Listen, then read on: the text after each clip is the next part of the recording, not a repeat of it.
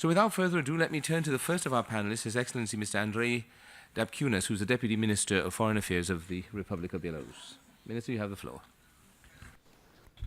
Спасибо, уважаемый.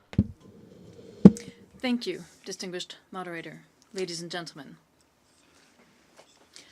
Socioeconomic inequality is currently one of the most relevant problems for social development.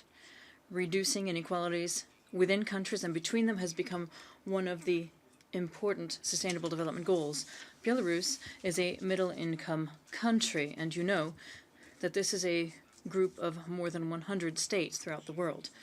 Most countries from this group, middle-income countries, share a common problem, an increasing level of internal inequalities.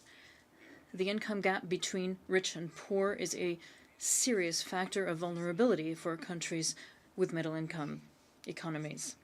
It is greater than in countries with lower levels of income. In order to increase the effectiveness of middle-income countries' efforts to overcome these problems, it's important to do the following: to increase exchanges of experience, to strengthen coordination, and to have more effective and targeted support from the UN development system and international financial institutions, as well as regional organizations. I would like to briefly share with you the experience of Belarus in overcoming inequalities in the context of achieving the Sustainable Development Goals. Several weeks ago in Minsk, the first national forum on the Sustainable Development Goals was held, and its task was to assess progress in the implementation by Belarus of the 2030 Agenda and to identify near-term priorities. Among the recommendations that the forum gave to the government and regional authorities was the need to pay particular attention to regional development in order to ensure equal opportunities and standards of living for the population, regardless of their region or whether they are living in rural or urban areas. Persons with disability can have even greater problems facing them regarding equal opportunity. In 2016, Belarus ratified the Convention on the Rights of Persons with Disability and began working on its National Action Plan through 2025. The development of legislation for the inclusion of persons with disability has been begun, and in this process, organizations of persons with disabilities are actively taking part. An important aspect of combating inequality is the development of inclusive employment. Our country is focusing on the inclusion of persons with disabilities and other vulnerable groups of the population through the development of flexible forms of labor, such as remote work, telecommuting, and various forms of job placement with the use of ICTs. Addressing the problem of inequality would not be possible without an understanding of the joint responsibility and coordinating activities of states, society, and business.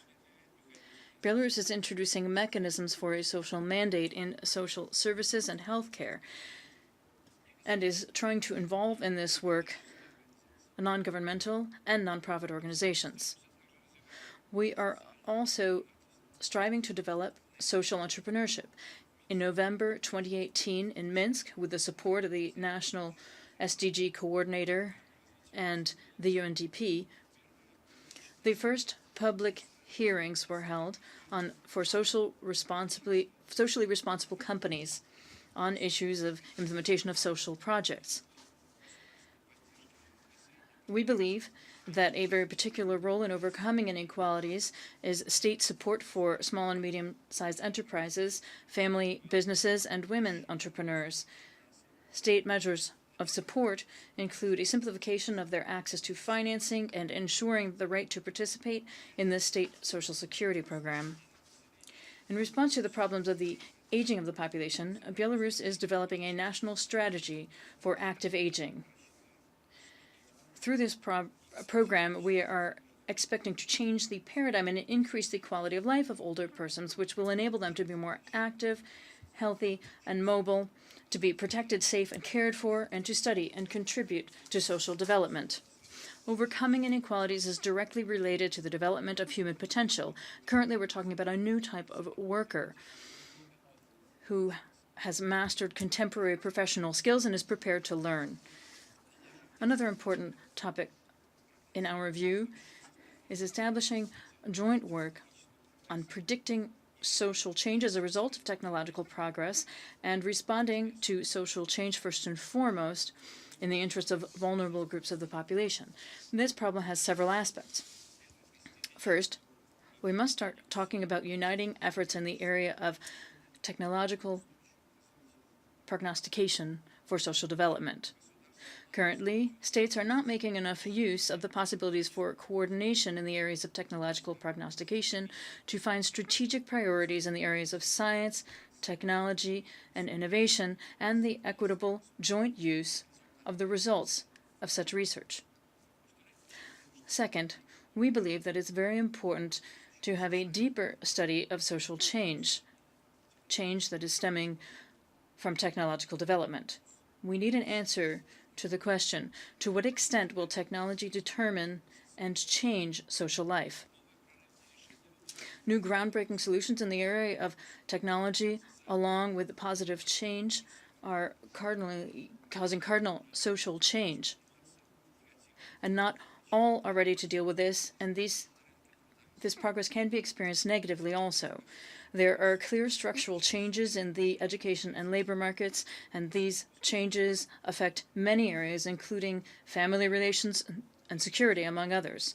It is important for us to rapidly respond to the changes brought about by technological progress, which are increasingly affecting the lives of the poor, the unemployed, youth, and persons with disabilities. Belarus understands the scale of this problem and is undertaking practical work to address it. For example, the national goal of addressing digital transformation is at once a factor for social change and one of the ways to develop economic and social connections in the era of global digitalization. In countries, the search is underway for progressive development of the educational and labor markets, and one of the examples in this area of education is the project University 3.0 on creating inclusive educational environments, ensuring a cohesive system of education, science, innovation, commercialization, and production. Work has begun on developing a national system of qualifications. Sector qualification boards have been created under the Ministries of Economy, Labor, Social Protection, Industry, Architecture, and Construction. Of course, every country will find examples of responding to challenges that are connected with social changes as a result of the development of technology. At the same time, it's clear that states are not yet prepared to independently propose a collective version of the response to this global phenomenon. Joint actions of all interested parties are needed, and this includes at the international level, so that technological and social changes do not undermine the movement towards sustainable development and also retain the foundations of social development, including, for example, family values. Yes, there are international structures and mechanisms that are addressing the various aspects of this problem. The mechanism for developing joint technology and technology development, composed of UN agencies and high-level consultants, exist, and a high-level group on digital cooperation has been created. The International Labour Organization created a global commission on the former labor market. We believe that it is time to bring together and unite countries' various efforts into international structures in order to find a global response to major social changes, and we believe that the UN should be at the center of this. We think that an important role in all of this can and should be played by the Commission for Social Development. We believe that the Commission can pay particular attention to issues of the influence of technology on sustainable development, social changes in society, and first and foremost, how that affects the situation of vulnerable groups. The Commission for Sustainable Development must assist states in developing effective models for response so that the Agenda 2030 slogan, "Leave no one behind," can be achieved. And as Mr. Chancel said so aptly, transparency and access of all data on inequalities is extremely important in this area. Thank you. Thank you very much, Minister.